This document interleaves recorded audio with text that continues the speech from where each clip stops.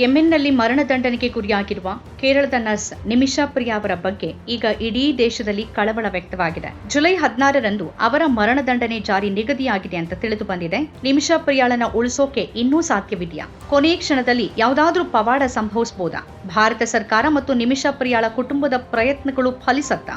ಯೆಮನ್ನಲ್ಲಿನ ರಕ್ತದ ಹಣ ಅಂದ್ರೆ ಪರಿಹಾರ ನಿಧಿ ಎಂಬ ಪರಿಕಲ್ಪನೆ ನಿಮಿಷಾ ಪ್ರಿಯಾಳ ಜೀವ ಉಳಿಸತ್ತಾ? ಕೇರಳದ ಪಾಲ್ಘಾಟ್ನ ನಿಮಿಷಾ ಪ್ರಿಯಾ ಯೆಮೆನ್ನಲ್ಲಿ ನರ್ಸ್ ಆಗಿ ಕೆಲಸ ಮಾಡ್ತಿದ್ರು. 2017ರಲ್ಲಿ ಯೆಮೆನ್ ಪ್ರಜೆಯಾದ ತಲಾಲ್ ಅಬ್ದೋ ಮೆಹದಿ ಎಂಬಾತನ ಕೊಲೆ ಆರೋಪ ಸಾಬೀತಾಗಿ ಅವರಿಗೆ 2020ರಲ್ಲಿ ಮರಣದಂಡನೆ ವಿಧಿಸಲಾಗಿತ್ತು. ನಿಮಿಷಾಗೆ ಯೆಮನ್ನಲ್ಲಿ ಕ್ಲಿನಿಕ್ ಪ್ರಾರಂಭಿಸೋಕೆ ಸ್ಥಳೀಯ ಪರವಾನಗಿ ಇತ್ಯಾದಿ ಪಡೆಯೋಕೆ ನೆರವಾಗುವುದಾಗಿ ಈ ತಲಾಲ್ ದೊಡ್ಡ ಮೊತ್ತವನ್ನ ಆಕೆಯಿಂದ ಪಡೆದಿದ್ದ. ಆದರೆ ಕ್ಲಿನಿಕ್ ಶುರುವಾದ ಬಳಿಕ ನಕಲಿ ದಾಖಲೆಗಳನ್ನು ಸೃಷ್ಟಿಸಿ ತಾನೂ ಅದರಲ್ಲಿ ಪಾಲುದಾರ ಅಂತ ಬಿಂಬಿಸಿದ.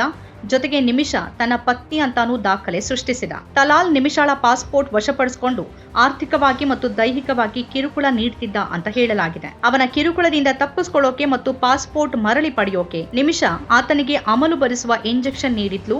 ಆದರೆ ಅದು ಮಿತಿ ಮೀರಿ ತಲಾಲ್ ಸಾವನ್ನಪ್ಪಿದ್ದಾನೆ ಅಂತ ಆರೋಪಿಸಲಾಗಿದೆ. ಯೆಮೆನ್ನ ಸುಪ್ರೀಂ ಜುಡಿಷಿಯಲ್ ಕೌನ್ಸಿಲ್ 2023ರಲ್ಲಿ ನಿಮಿಷಾಳ ಮರಣದಂಡನೆಯನ್ನ ದೃಢಪಡಿಸಿತು. ಆದರೆ ಶರಿಯಾ ಕಾನೂನಿನ ಅಡಿಯಲ್ಲಿ ದಿಯಾಹ ಅಂದ್ರೆ ರಕ್ತದ ಹಣ ಅನ್ನೋ ಪರಿಕಲ್ಪನೆ ಇದೆ. ಇದರಡಿಯಲ್ಲಿ ಸಂತ್ರಸ್ತರ ಕುಟುಂಬ ಮರಣದಂಡನೆಯನ್ನ ಕ್ಷಮಿಸಲು ಆರ್ಥಿಕ ಪರಿಹಾರವನ್ನ ಸ್ವೀಕರಿಸಬಹುದು. ನಿಮಿಷಾಳ ಕುಟುಂಬ ಮತ್ತು ಸೇವ್ ನಿಮಿಷಾ ಪ್ರಿಯಾ ಇಂಟರ್ನ್ಯಾಷನಲ್ ಆಕ್ಷನ್ ಕೌನ್ಸಿಲ್ ಈ ಮಾರ್ಗದ ಮೂಲಕ ನಿಮಿಷಾಳನ್ನ ಉಳಿಸೋಕೆ ಪ್ರಯತ್ನಿಸುತ್ತಿದೆ. ಸದ್ಯಕ್ಕೆ ರಕ್ತದ ಹಣವಾಗಿ $1 ಮಿಲಿಯನ್ ಅಂದ್ರೆ ಭಾರತೀಯ ರೂಪಾಯಿ ಲೆಕ್ಕದಲ್ಲಿ 8.5 ಕೋಟಿ ರೂಪಾಯಿಯನ್ನ ನೀಡೋಕೆ ಪ್ರಸ್ತಾಪಿಸಲಾಗಿದೆ ಅಂತ ಮಾನವ ಹಕ್ಕುಗಳ ಕಾರ್ಯಕರ್ತ ಮತ್ತು ನಿಮಿಷಾಳ ತಾಯಿಯ ಪವರ್ ಆಫ್ ಅಟಾರ್ನಿ ಹೊಂದಿರುವ ಸ್ಯಾಮ್ಯುಯಲ್ ಜೆರೋಮ್ ತಿಳಿಸಿದ್ದಾರೆ. ಅವರು ಕಳೆದ ಹಲವು ತಿಂಗಳುಗಳಿಂದ ಯೆಮೆನ್ನಲ್ಲಿ ತಲಾಲ್ ಕುಟುಂಬ ಮತ್ತು ಸ್ಥಳೀಯ ಮುಖಂಡರೊಂದಿಗೆ ಮಾತುಕತೆ ನಡೆಸುತ್ತಿದ್ದಾರೆ. ಆದರೆ ಈ ಮಾತುಕತೆಗಳು ಅಷ್ಟೊಂದು ಸುಲಭ ಅಲ್ಲ.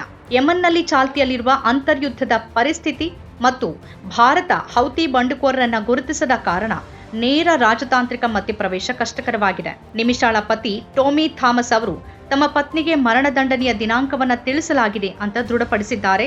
ನಿಮಿಷಾ ಜೈಲಿನಿಂದಲೇ ಸಂದೇಶ ಕಳಿಸಿದ್ದಾರೆ ಅಂತ ಅವರು ಹೇಳಿದ್ದಾರೆ. ಕೇರಳ ರಾಜ್ಯಪಾಲ ರಾಜೇಂದ್ರ ವಿಶ್ವನಾಥ್ ಆರ್ಲೇಕರ್ ಅವರನ್ನ ಟೋಮಿ ಮತ್ತು ಪುದುಪಲ್ಲಿ ಶಾಸಕ ಚಾಂಡಿ ಉಮ್ಮನ್ ಭೇಟಿ ಮಾಡಿ ಕೇಂದ್ರ ಮತ್ತು ರಾಜ್ಯ ಸರ್ಕಾರಗಳು ಎಲ್ಲ ಪ್ರಯತ್ನಗಳನ್ನ ಮಾಡ್ತಿವೆ ಅಂತ ಅವರಿಂದ ಭರವಸೆ ಪಡೆದಿದ್ದಾರೆ. ರಾಜ್ಯಪಾಲರು ನಿಮಿಷಾಳ ತಾಯಿ ಪ್ರೇಮಕುಮಾರಿ ಅವರೊಂದಿಗೆ ವಿಡಿಯೋ ಕರೆ ಮೂಲಕ ಮಾತನಾಡಿದ್ದು ಅಗತ್ಯ ಕ್ರಮಗಳನ್ನ ಕೈಗೊಳ್ಳೋದಾಗಿ ಭರವಸೆ ನೀಡಿದ್ದಾರೆ. ಈ ನಡುವೆ ಸುಪ್ರೀಂ ಕೋರ್ಟ್ನಲ್ಲಿ ಸೇವ್ ನಿಮಿಷಾ ಪ್ರಿಯಾ ಇಂಟರ್ನ್ಯಾಷನಲ್ ಆಕ್ಷನ್ ಕೌನ್ಸಿಲ್ ಸಲ್ಲಿಸಿದ ಅರ್ಜಿ ವಿಚಾರಣೆಯನ್ನ ಜುಲೈ 14ರಂದು ನಡೆಸೋಕೆ ನಿರ್ಧರಿಸಲಾಗಿದೆ. ನಿಮಿಷಾ ಯುದ್ಧದ ಸಂತ್ರಸ್ತೆ ಮತ್ತು ಅವರಿಗೆ ಸರಿಯಾದ ಕಾನೂನು ನೆರವು ದೊರೆತಿಲ್ಲ ಅಂತ ಅರ್ಜಿಯಲ್ಲಿ ವಾದಿಸಲಾಗಿದೆ. ಅರೇಬಿಕ್ ಭಾಷೆಯಲ್ಲಿ ಅವರಿಗೆ ಬಲವಂತವಾಗಿ ಹಲವಾರು ತಪ್ಪೊಪ್ಪಿಗೆ ಹೇಳಿಕೆಗಳಿಗೆ ಸಹಿ ಹಾಕಿಸಲಾಗಿದೆ ಅಂತ ಕೂಡ ಆರೋಪ ಮಾಡಲಾಗಿದೆ. ಭಾರತೀಯ ಅಧಿಕಾರಿಗಳ ಸಮಯೋಚಿತ ಮತ್ತು ಬಲವಾದ ರಾಜತಾಂತ್ರಿಕ ಮಧ್ಯಪ್ರವೇಶದಿಂದ ಮಾತ್ರ ನಿಮಿಷಾಳನ್ನ ಉಳಿಸಬಹುದು ಅಂತ ಅರ್ಜಿಯಲ್ಲಿ ಒತ್ತಿ ಹೇಳಲಾಗಿದೆ. ನಿಮಿಷಾಳ 12 ವರ್ಷದ ಮಗಳು ಕೇರಳದ ಕಾನ್ವೆಂಟ್ನಲ್ಲಿ ವಾಸ ಮಾಡ್ತಿದ್ದಾಳೆ. ನಿಮಿಷಾಳ ತಾಯಿ ಮನೆಗೆಲಸರಾಕಿಯಾಗಿ ಕೆಲಸ ಮಾಡ್ತಿದ್ದಾರೆ ಮತ್ತು ಪತಿ ಆಟೋ ರಿಕ್ಷಾ ಚಾಲಕರಾಗಿದ್ದಾರೆ. ಈ ಕುಟುಂಬದ ಆರ್ಥಿಕ ಸ್ಥಿತಿಯೂ ಅಷ್ಟಕ್ಕಷ್ಟೇ.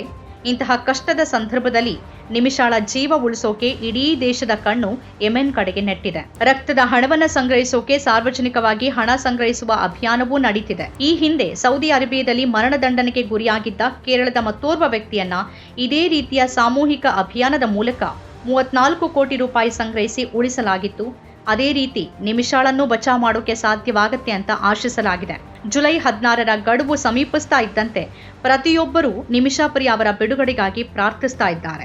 ಭಾರತ ಸರ್ಕಾರ, ರಾಜತಾಂತ್ರಿಕರು ಮತ್ತು ಸೇವ್ ನಿಮಿಷಾ ಪ್ರಿಯಾ ಇಂಟರ್ನ್ಯಾಷನಲ್ ಆಕ್ಷನ್ ಕೌನ್ಸಿಲ್ನ ಪ್ರಯತ್ನಗಳು ಫಲಿಸಲಿ ಮತ್ತು ನಿಮಿಷಾ ಸುರಕ್ಷಿತವಾಗಿ ತಾಯ್ನಾಡಿಗೆ ಮರಳಲಿ ಅಂತ ಆಶಿಸೋಣ. ಈ ಪರಿಸ್ಥಿತಿ ಭಾರತದ ವಲಸಿಗರಿಗೆ ವಿದೇಶಗಳಲ್ಲಿ ಸೂಕ್ತ ಕಾನೂನು ಮತ್ತು ರಾಜತಾಂತ್ರಿಕ ರಕ್ಷಣೆಯ ಅಗತ್ಯವನ್ನ ಮತ್ತೊಮ್ಮೆ ಎತ್ತಿ ತೋರಿಸಿದೆ. ವಿದೇಶಗಳಲ್ಲಿರುವ ಭಾರತೀಯ ವಲಸಿಗರು ಅಲ್ಲಿ ಯಾವುದೇ ರೀತಿಯ ವ್ಯವಹಾರಕ್ಕೆ ಕೈ ಹಾಕುವಾಗ ಹೇಗೆ ಜಾಗರೂಕರಾಗಿರಬೇಕು, ಸ್ಥಳೀಯ ಕಾನೂನು ನಿಯಮಗಳನ್ನು ಚೆನ್ನಾಗಿ ತಿಳಿದುಕೊಳ್ಳಬೇಕು ಅನ್ನೋದಕ್ಕೂ ಇದೊಂದು ನಿದರ್ಶನ ಆಗಿದೆ. ನಮ್ಮ ಕಾರ್ಯಕ್ರಮಗಳನ್ನು ನೀವು ನೋಡ್ತಾ ಇದ್ರೆ ನಮ್ಮ ಚಾನೆಲ್ ಅನ್ನ ಸಬ್ಸ್ಕ್ರೈಬ್ ಮಾಡಿ, ಪಕ್ಕದ ಬೆಲ್ ಐಕಾನ್ ಒತ್ತಿ ನಮ್ಮನ್ನ ಬೆಂಬಲಿಸಿ. ಹಾಗೆ ನಮ್ಮ ಕಾರ್ಯಕ್ರಮಗಳನ್ನ ಲೈಕ್ ಮಾಡಿ, ಕಮೆಂಟ್ ಮಾಡಿ, ಅದನ್ನ ಬೇರೆಯವರಿಗೂ ವಾಟ್ಸ್ಆಪ್ ಮೂಲಕ ಶೇರ್ ಮಾಡಿ. ನೀವು ಹೀಗೆ ಮಾಡಿದಾಗ ನಮ್ಮ ಚಾನೆಲ್ ಇನ್ನಷ್ಟು ಮತ್ತಷ್ಟು ಜನರಿಗೆ ತಲುಪಲು ನೀವು ನಮ್ಮೊಂದಿಗೆ ಸಹಕರಿಸಿದ ಹಾಗಾಗುತ್ತೆ. ಇದು ನೀವು ಯಾವುದೇ ಖರ್ಚಿಲ್ಲದೆ ಕೆಲವೇ ಸೆಕೆಂಡುಗಳಲ್ಲಿ ನೀಡಬಹುದಾದ ಸಹಕಾರ. ಧನ್ಯವಾದಗಳು.